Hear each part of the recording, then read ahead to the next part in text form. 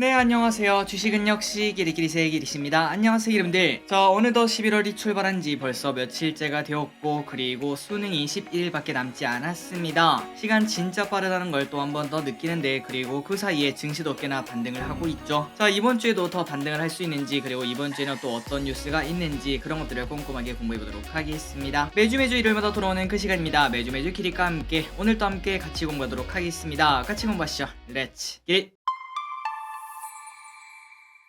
바로 보도록 하겠습니다. 코스피 이번 주에는 결국 3.5% 상승합니다. 그래서 지난주, 지지난주 계속 쭉쭉쭉 올라와 결국은 10월 달에 바닥을 다지고 여기까지 올라오는 걸 확인할 수 있죠. 물론 추가적 상승이 나올지는 조금 더 지켜봐야겠지만 어느덧 바닥부터 10%나 오르는 걸 확인할 수 있습니다. 그리고 그 와중에 삼성전자도 바닥부터 무려 14%나 이미 올랐고요. 그리고 이번 주에도 3.6% 상승을 했다고 합니다. 길이분들이 보시다시피 지금 딱 121선 이 보라색 선을 두드리고 있는 걸 확인할 수 있는데 과연 다음 주 아니면은 다다음 주 이때 확실하게 뚫어내고 6만원 위로 안착을 할지 이 부분이 추세 전환의 시작점이라고 말할 수 있겠죠. 과연 어떻게 될지 관심 있게 보도록 하겠습니다. 그리고 코스닥은 상대적으로 약합니다. 최근 미국도 마찬가지죠. 다우는 쭉쭉 오르는데 나스닥은 상대적으로 약한 흐름. 그리고 코스닥도 마찬가지로 지금 코스피가 무려 10%나 올랐지만 코스닥은 바닥부터 6%밖에 안 오른 걸 확인할 수 있습니다. 이번 주에도 0.9%밖에 안 올랐기 때문에 사실 우리 대부분의 계좌는 코스닥 비중이 높을 확률이 좀 높기 때문에 지금 장이 좋다는 걸 아마도 체감을 못 하시는 기분들도 그러니까 조금밖에 못 하시는 기분들도 많으실 거라고 생각합니다. 하지만 결국 전부 다 또 따라 움직이지 않겠습니까? 코스피가 올라가다가 어느 순간 사람들한테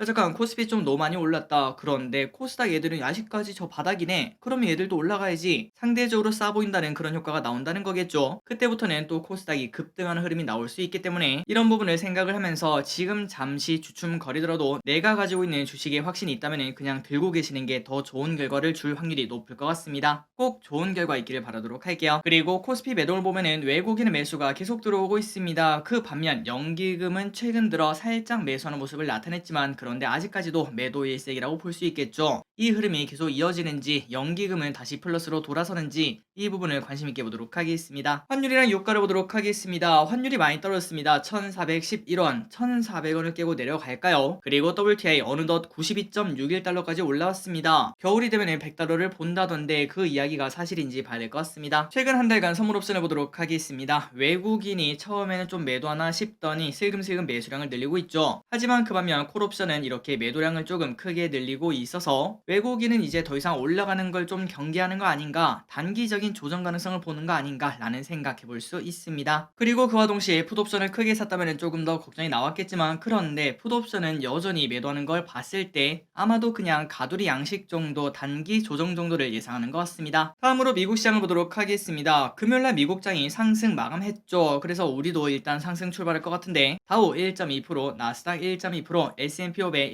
1.3% 상승으로 좋은 흐름을 나타낸 걸 체크할 수 있습니다. 그렇다면 미국 증시가 이렇게 오른 이유가 뭔가 봤더니 바로 중간 선거가 끝나면은 증시가 오르더라 이러한 기대감 때문이라고 볼 수 있는데요. 그리고 플러스 이거 말고도 지금 현재 중국에서 제로 코로나를 좀 떠날 수 있겠다. 그렇다면 이제 중국에서 조금 빠른 성장이 나오는 거 아니냐 이러한 기대감도 나왔다고 합니다. 어쨌든 그 이야기는 어제 우리가 공부를 해봤고 중간 선거 이야기를 한번 보자면은 우리가 지난번에 이 자료를 한번 공부를 해봤었죠. 미국에서 역대 중간 선거가 있고 난 다음부터 S&P 500의 수익률을 보시면은 그 이후 1년 동안 수익률은 무조건 플러스인 걸 확인할 수 있습니다. 그렇기 때문에 이번에도 당연히 상승할 거다라는 거에 베팅을 한다는 거겠죠. 그리고 또한 3개월짜리 수익률도 그렇게 나쁜 적이 없었습니다. 대부분은 상승을 했고 많이 빠져봐야 3.4% 하락한 적이 있었기 때문에 지금 우리가 주식을 팔 때가 아니라 주식을 살 때다라는 이야기를 하면서 어제 또 미국 증시가 상승 마감했다고 볼 수 있겠습니다. 그렇다면 이 징크스 이번에도 과연 이루어질까요? 1년 뒤에 한번 또 체크를 해보도록 하겠습니다. 다음으로 채권을 보면은 10년물 금리가 그렇게 많이 오르지 않았습니다. 이번 주 FOMC가 나오면서 금리 더 올린다 이런 얘기가 나왔었는데도 불구하고 고점을 깨지 않고 다시 또 내려갈 준비를 현재 하고 있는 걸 확인할 수 있습니다. 그리고 우리에게 중요한 건 바로 이겁니다. 달러 인덱스 환율이 조금 잠잠해지는 모습을 나타내죠. 그와 동시에 외국인이 들어오니까 코스피가 올라가는 걸 볼 수 있습니다. 그리고 앞으로 이런 환율이 조금 더 낮아지게 된다면은 지금 지금 외국인이 사는 기업들 더 살 확률이 높겠죠. 그 기업들이 더 급등할 확률이 있다고 생각합니다. 그 부분을 우리가 매일매일 체크를 하면서 우리가 만약 포트폴리오를 조정한다면은 그런 부분도 고민을 해봐야겠죠. 일요일 12시 기준 비트코인을 보면은 큰 차이가 없습니다. 슬금슬금 올라가는 걸 확인할 수 있고, 그래서 코스피는 1% 정도 상승 출발할 것으로 보입니다. 그리고 미국장에서 필라델피아 반도지수가 크게 올랐기 때문에 삼성전자의 상승을 조금 더 기대할 수 있습니다. 그렇다면 122선 일단 뚫고 시작을 하겠네요. 이번 주 증시 전망을 보도록 하겠습니다. 이번 주에는 중간 선거가 존재를 하고 있습니다. 어느덧 바닥권에서 10% 정도 올라온 코스피가 어떤 흐름을 만들지 잘 지켜보도록 하겠습니다. 일단은 최근 들어 조금 증시가 올랐기 때문에 며칠짜리 단기 조정은 충분히 나와도 이상하지 않다고 볼 수 있겠죠. 다만 미국장이 금요일날 오르고 마감되어서 일단 출발은 1% 정도 상승 출발할 것으로 보입니다. 그리고 이번 주에 가장 큰 이벤트 중 하나는 중간 선거도 있지만 10일 날에 발표되는 CPI, 이게 진짜 중요하겠죠. 과연 어떻게 나올지. 만약 여기서 조금 더 좋은 흐름이 나온다면은 증시는 진짜로 미친듯이 올라갈 확률도 있어 보입니다. 8일날 발표되는 중간선거에도 당연히 큰 관심입니다. 과거를 봤을 때 100% 확률로 중간선거 이후에 증시가 올랐다고 하는데요. 그리고 우리 입장에서는 민주당이 이겨야 되나 공화당이 이겨야 되나 여기에 대한 정답은 없겠지만, 일단은 지금 대통령 바이든의 정책 안정을 위해서 민주당이 이기는 게 그냥 우리가 투자하는 데는 조금 편하지 않을까 라는 생각은 해볼 수 있습니다. 만약에 공화당이 조금 더 큰 힘을 갖게 되면은 혼란이 가중되고 우리의 투자가 흔들릴 수 있다고도 생각을 해볼 수 있습니다. 자, 이번 주 증시 어떻게 흘러갈지 그리고 지표는 어떻게 나올지 모르겠지만 또 이번 주에도 좋은 결과 있었으면 좋겠네요. 항상 증시는 당연히 우상향하게 설계가 되어 있습니다. 다음으로 연기금 외국인 픽을 보도록 하겠습니다. 최근 들어 연기금 계속 매도하고 외국인을 사고 있는데, 그렇다면 그 와중에 어떤 걸 사고 파는지 매우 중요하겠죠. 바로 보도록 할게요. 연기금 이번 주에 무엇을 샀는가? 삼성전자, LG에너지솔루션, LG화학, 네이버,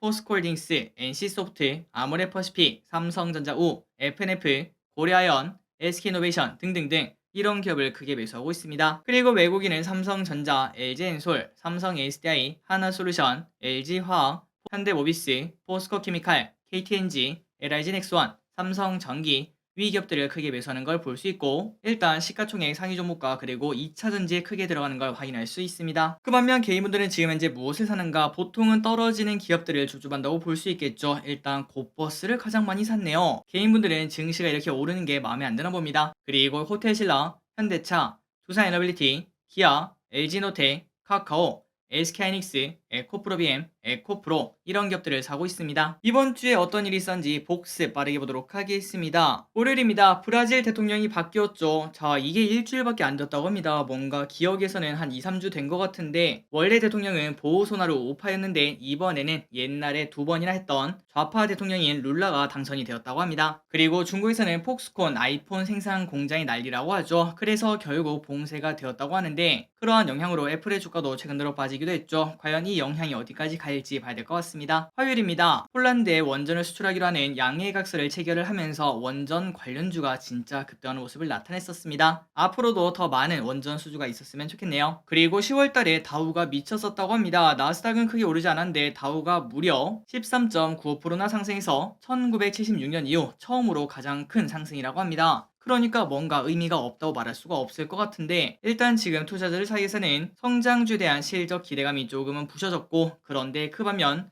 이거 어차피 우리가 주식 투자는 해야 되고 성장주가 실적을 못 내니까 그냥 확실한 전통기업을 투자하자, 이러한 이야기가 나오고 있다고 합니다. 그렇다면 이제 우리가 이걸 생각을 해야겠죠. 과연 이게 단기냐 아니면 장기적으로 이런 현상이 나타나느냐. 만약에 장기적으로 나타난다면 성장주가 치고 가치주가 올라가는 그러한 시대가 열릴 수도 있을 것 같습니다. 그 부분도 우리가 생각을 해보면서 포트폴리오를 한번 고민을 해봐야 될 것 같습니다. 수요일에는 이런 소식이 있었습니다. 이란이 사우디를 공격한다, 이런 첩보를 사우디가 받았다고 하죠. 그래서 이것 때문에 유가가 또 잠시 급등하긴 했는데, 그런데 그 다음날에 이란은 우리는 아니다, 전혀 근거 없는 말이다, 이러한 해명을 했다고 합니다. 목요일날 파월 아저씨가 또 매파적 이야기를 했습니다. 금리를 올리는 속도는 조금 줄어들 수 있겠지만 그런데 금리 상승폭은 더 늘어날 수 있다며, 그러니까 원래 예측이 4.5 이 정도 아니었겠습니까? 그런데 5.0 이상을 봤다고 하니까 증시는 또 이렇게 크게 급락하는 걸 체크할 수 있었습니다. 그리고 이 소식도 있었습니다. 흥국생명에서 5억 달러 상환이 불발이 되었다고 합니다. 채권 조기 상환이 실패를 했다는 거겠죠. 그래서 지금 제2의 레고랜드 사태가 아니냐라는 이야기가 나온다고 합니다. 금요일입니다. 확진자가 증가하고 있다고 합니다. 기대분들 항상 겨울이니까 조심하시고요. 독감 환자도 증가하고 있다니까 항상 조심을 하시면 좋을 것 같습니다. 우리가 할 수 있는 거는 딱 두 개밖에 없습니다. 마스크 잘 끼고 손 잘 씻으면 당연히 걸리지 않을 거라고 생각합니다. 또한 삼성전자 주주가 600만 명으로 늘었다는 소식입니다. 증시는 빠지고 있었는데 그 와중에 삼성전자만큼은 지금 사야 된다 라고 생각하는 사람들이 많았다는 거겠죠. 무려 작년 말부터 지금까지 100만 명 정도가 늘었다고 합니다. 마지막입니다. 다음 주 줄정을 보도록 하겠습니다.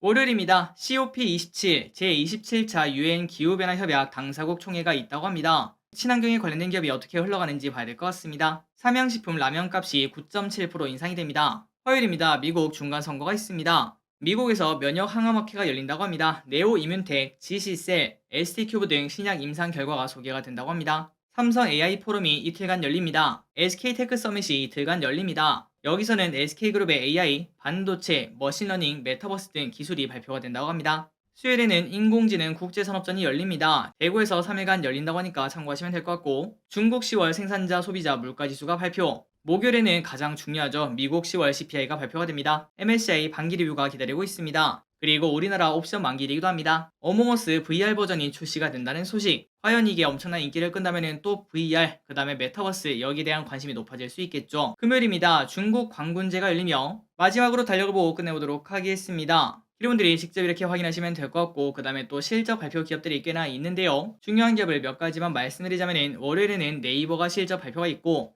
그리고 화요일에는 CJ ENM, KT 이러한 기업의 실적 발표가 있습니다. 다음으로 수요일엔 펄어비스, CS윈드, LNF 이런 기업의 실적 발표가 있고, 목요일에는 삼성화재, LG, SK텔레콤, 강원랜드, 크래프톤 위 기업들의 실적 발표가 있습니다. 그리고 마지막으로 금요일에는 삼성생명, NC소프트, 넷마블, 컴투스 이러한 많은 게임주가 또 실적 발표가 있다고 합니다. 3초 뒤에 넘어가도록 하겠습니다. 자, 오늘 공부 여기까지 끝났습니다. 항상 이렇게 같이 공부해서 진심으로 감사합니다. 주말 푹 쉬시기 바래요. 지금까지 기리셨습니다. 빠이요.